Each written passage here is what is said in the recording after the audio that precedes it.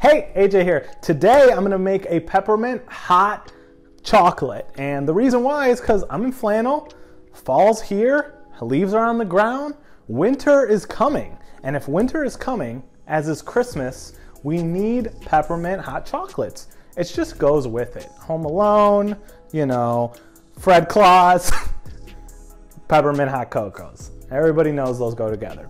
So I'm gonna show you a very easy, it's a quickie recipe that you can make for yourself at home if you're somebody who misses hot cocos and you're like, ah, well, I don't drink milk or it's just not the same. A recipe that my wife created a few years ago when we were first omitting dairy from our diet, and I know you're gonna enjoy it. So let's get into it.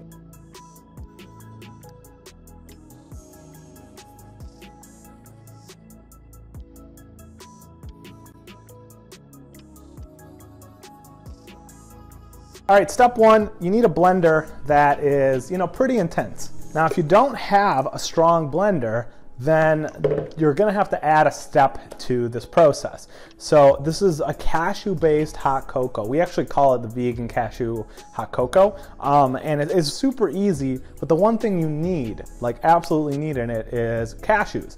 Now, if you don't have a strong blender, like a Vitamix, NutriBullet, Ninja, something like that, you're gonna have to soak your cashews overnight. If you're in a rush, you could soak them for like 30 minutes in warm water.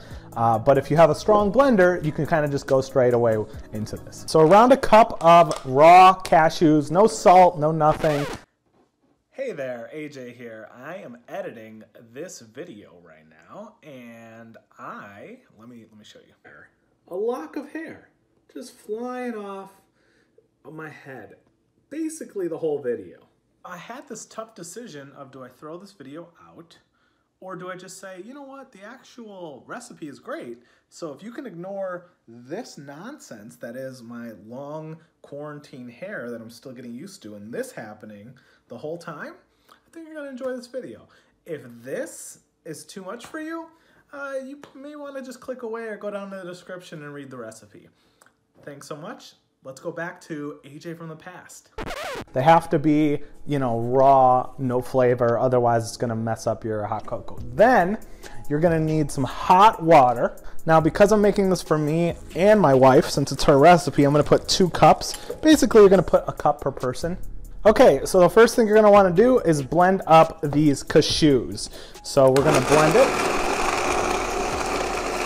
You really want to let it go, as you can see, because this is kind of going to become your creamy milk alternative, and you can see how creamy and kind of frothy, and it kind of starts smelling sweet. So it's already smelling pretty good. So once you've got the cashew milk basically made, the next thing you're going to add is just a couple of ingredients you need to make this a hot cocoa. So we're going to add 2 dates. General rules, 1 date per person. And we're gonna add 3 tablespoons of cocoa powder, okay? So the cocoa powder, you could also use raw cacao here if you wanted. It's really your vibe. Little teaspoon of vanilla. And then if you were going for just a normal hot cocoa, you could add just a hint of salt. We generally throw just a little bit of salt in there because, salty sweet. Okay, then we're gonna throw this in, and this is basically gonna be your hot cocoa. Very easy. Looking almost, if you could believe it, too thick. So I'm gonna add just a little bit more water because we want this creamy, but we don't wanna turn it into pudding, I mean, this is gonna be some of the creamiest hot cocoa I've ever made in my life. Okay, so you have the hot cocoa base. If you wanted to make it a peppermint hot cocoa, all you gotta do is add a little bitty of peppermint extract. So I got this Peppermint Essential Oil, which is a little stronger than normal peppermint extract. But basically, I'm just gonna add 1 little drop. 1 drop, and that's it. 2 fell in by accident, but that's okay. And you're just gonna give it 1 little quick swirl, and that's gonna mix all the flavors up. And then all I gotta do is pour this in a mug, top it off with some marshmallows, and it's ready to go.